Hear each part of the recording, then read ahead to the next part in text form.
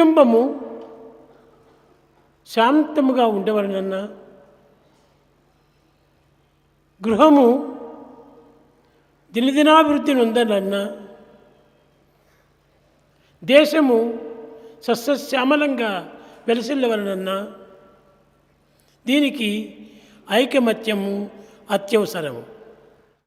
குடும்பம் நிம்மதியாக இருக்க வேண்டும் என்றால், இல்லம் நாளுக்கு நாள் வளர்ச்சி அடைய வேண்டும் என்றால், நாடு வளமையுடன் சுபீட்சமாக இருக்க வேண்டும் என்றால் ஒற்றுமை மிகவும் அவசியம். ఐకమత్యమే లేకుండినా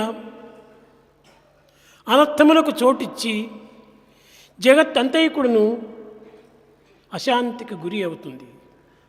ஒற்றுமையே இல்லை என்றால் அமைதியின்மையும் பிரச்சனைகளும் உருவாகி உலகம் அனைத்தும் அசாந்திக்கு ஆளாகும்.